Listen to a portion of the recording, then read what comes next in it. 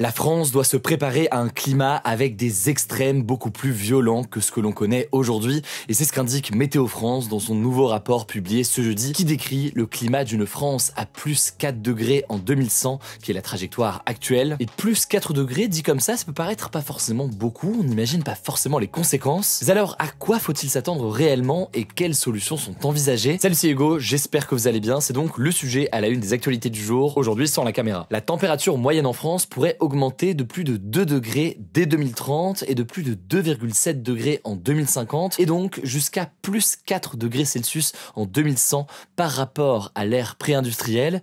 Et c'est ce qu'indiquent les prévisions utilisées dans le rapport de Météo France, qui ont été aussi utilisées par le gouvernement pour leur plan national d'adaptation au changement climatique. Mais chaque chose en son temps, on revient sur cette question juste après. Alors 4 degrés en plus d'ici 2100, c'est pas un scénario extrême, mais c'est bel et bien un scénario qui pourrait se concrétiser si le monde n'accélère pas la sortie des énergies fossiles selon Météo France. En effet, je ne vous apprends rien, le réchauffement climatique, il est causé par les activités humaines et par l'utilisation notamment des énergies fossiles, donc le pétrole, le charbon ou encore le gaz. Mais alors, avec un réchauffement prévu de plus de 4 degrés Celsius d'ici la fin du siècle, quelles pourraient être les conséquences pour la France? Parce qu'effectivement, dit comme ça, pour certains, peut-être que 4 degrés, ça paraît pas immense, alors qu'en réalité, les conséquences peuvent être extrêmement nombreuses. Bon, d'abord, première conséquence, ça paraît logique, la France devra faire face à des canicules et à des vagues de chaleur extrêmes. Selon Météo France, vers 2100, une année aussi chaude que 2022 serait exceptionnellement fraîche, et pourtant, 2022, ça a été l'année la plus chaude jamais enregistrée en France. Concrètement, selon le rapport, les vagues de chaleur seront 7 à 12 fois plus fréquentes qu'en 1990, et elles pourraient apparaître dès la mi-mai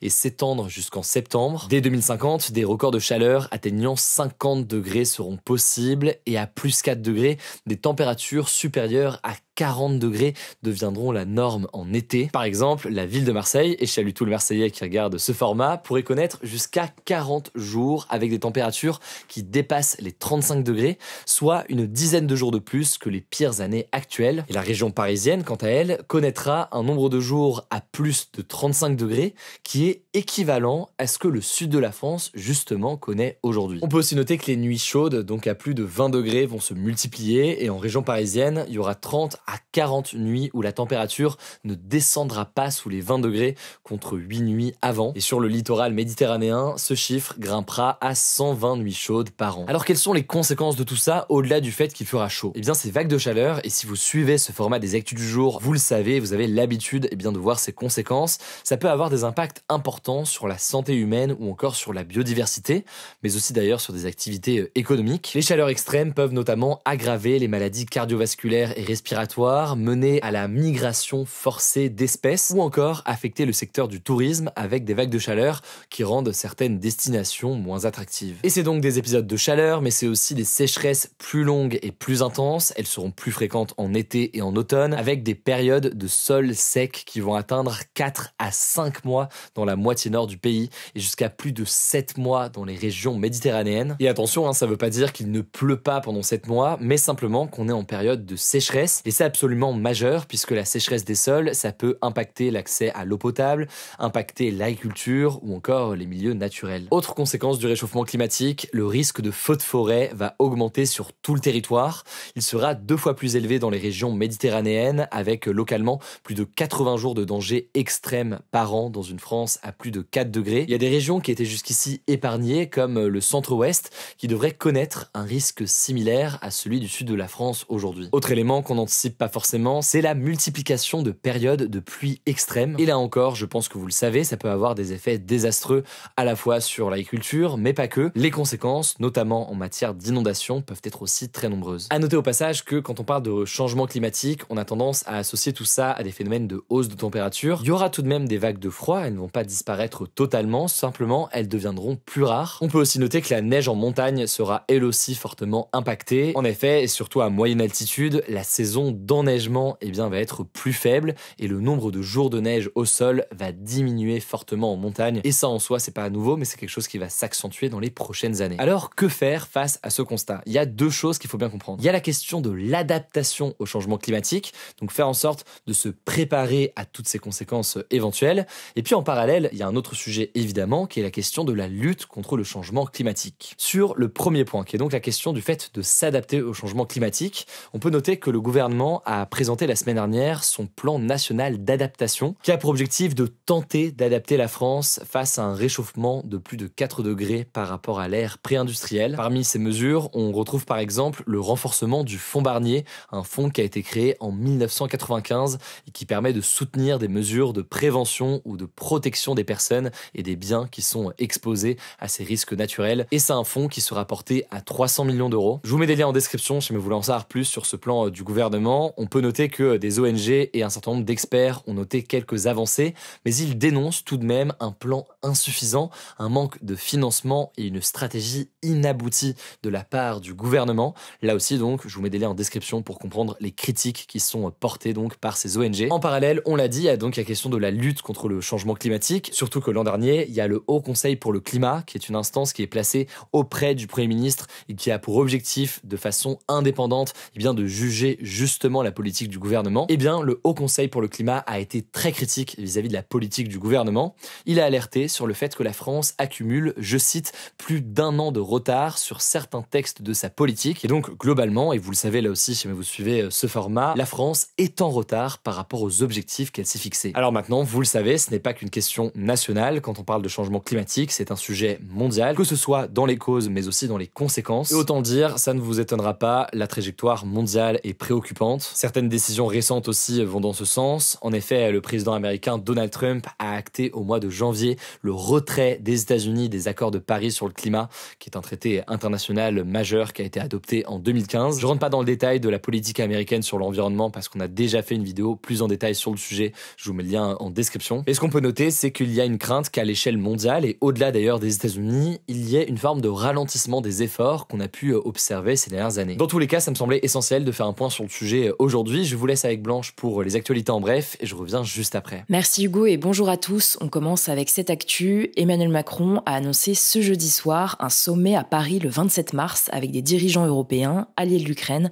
en présence du président ukrainien Volodymyr Zelensky. Ce nouveau sommet, c'est en fait la suite d'un premier sommet qui avait eu lieu à Londres début mars et d'ailleurs il aura lieu après des pourparlers conduits par les États-Unis avec la Russie et l'Ukraine prévus lundi prochain en Arabie Saoudite. Le but de ces pourparlers, c'est notamment d'assurer une trêve limitée sur les infrastructures énergétiques notamment. En fait, depuis que le président américain Donald Trump a ouvert des discussions directes avec la Russie pour mettre fin à la guerre en Ukraine, Emmanuel Macron et le premier ministre britannique Keir Starmer tentent de mettre en place une coalition de pays. Et donc pendant ce sommet, les dirigeants européens vont notamment discuter des conditions pour encadrer le cessez-le-feu. Il sera aussi question de finaliser le soutien à court terme à l'armée ukrainienne. On suivra ça. Deuxième actu, Emmanuel Macron a appelé le président algérien Abdelmadjid Tebboune à trouver une issue rapide pour la libération de l'écrivain franco-algérien Boualem Sansal. Si vous n'aviez pas suivi, Boualem Sansal, âgé de 80 ans, est incarcéré en Algérie depuis la mi-novembre pour atteinte à l'unité nationale. L'élément qui aurait déclenché son arrestation serait des propos qu'il a tenus qui remettent en cause les frontières de l'Algérie. Mais plus largement, ses travaux sont très critiques du régime algérien et certains de ses textes sont censurés dans le pays. Son arrestation a donc suscité une vive indignation en France qui demande sa libération. Depuis, cette affaire est au cœur des tensions entre la France et l'Algérie. Et si on en reparle aujourd'hui, c'est parce que ce jeudi, le parquet d'un tribunal près d'Alger a requis 10 ans de prison contre lui. Le verdict sera prononcé le 27 mars, on vous tiendra au courant. Troisième actu, le président américain Donald Trump a signé ce jeudi, au milieu d'écoliers, un décret visant à dissoudre le ministère de l'Éducation américain. C'était l'une de ses promesses de campagne et ça rentre dans le cadre de sa politique de réduction des dépenses publiques. Concrètement, il estime que ce ministère coûte trop cher et n'aide pas directement les enfants. Cette mesure, saluée par la droite conservatrice, notamment chrétienne, doit encore être validée par le Congrès, l'équivalent du Parlement en France. Alors il faut savoir qu'aux États-Unis, l'éducation est principalement gérée au niveau local, mais ce ministère joue quand même un rôle important dans l'aide aux écoles défavorisées et aux élèves en difficulté. En tout cas, les démocrates, donc le camp de l'ex-président américain Joe Biden, ont dénoncé une décision dangereuse et destructrice qui nuirait à la qualité de l'éducation dans le pays. Quatrième actu, le ministre de la Défense israélien Israel Katz a ordonné à l'armée israélienne dans un communiqué publié ce vendredi de saisir davantage de territoires dans la bande de Gaza. Il a également menacé d'une occupation permanente de zones de sécurité à l'intérieur du territoire. Selon lui, je cite, plus le Hamas continuera à refuser de libérer les otages, plus il perdra de territoire qui sera annexé à Israël. L'armée israélienne a par ailleurs annoncé étendre son opération terrestre, notamment dans la ville de Rafah, située au sud de la bande de Gaza. Les opérations lancées ce jeudi dans le nord et le centre du territoire se poursuivent elles aussi. Au moins 504 personnes, dont plus de 190 mineurs, ont été tuées ces derniers jours, selon la défense civile.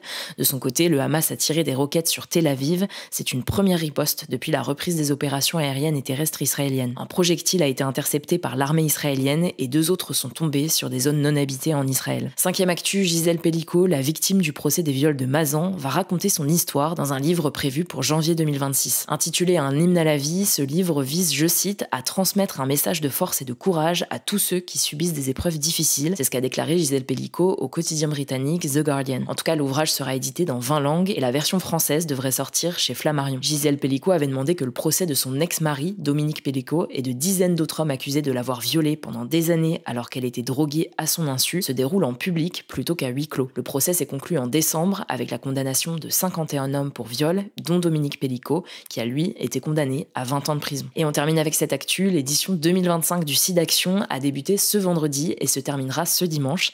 C'est un événement annuel de sensibilisation et de collecte de fonds pour la lutte contre le sida, où des célébrités et bénévoles se mobilisent pour appeler aux dons. Le contexte est assez particulier cette année puisque Donald Trump a décidé de supprimer l'USAID, l'agence des États-Unis pour le développement et le financement de l'aide humanitaire, et il a bloqué des programmes de recherche. Cette agence, elle était nécessaire pour la lutte contre le sida, notamment dans des pays en Afrique. Françoise Barré-Sinoussi, la co-découvreuse du VIH, le virus responsable du sida et présidente du SIDAction, s'est dite très inquiète de cette décision de Donald Trump. En France, il faut savoir que 200 000 personnes vivent avec le VIH. D'ailleurs, il est possible de vivre normalement avec le virus sans risque de transmission, à condition de prendre des traitements adaptés. La désinformation sur le sujet du sida a atteint des records chez les moins de 25 ans. 42% des jeunes pensent que le VIH peut se transmettre par un baiser, selon une enquête d'Opinionway pour SIDAction. Le VIH, il se transmet par contact avec certains fluides corporels d'une personne infectée, principalement par voie sexuelle, par le sang ou de la mère à l'enfant. Merci beaucoup Blanche pour les actualités en bref. Voilà donc pour les actualités aujourd'hui. Ce dimanche, on sort une nouvelle vidéo, une nouvelle interview sur notre chaîne YouTube dédiée au grand format. Je vous mets le lien en description, c'est aussi dispo en podcast. Mais c'est une interview en l'occurrence du journaliste Antoine Vitkin sur une question intéressante, des liens entre la Russie et Donald Trump. Ça fait suite à l'une de ses enquêtes, donc rendez-vous dimanche pour voir tout ça. Passez un excellent week-end, prenez soin de vous et on se dit à demain pour une nouvelle vidéo.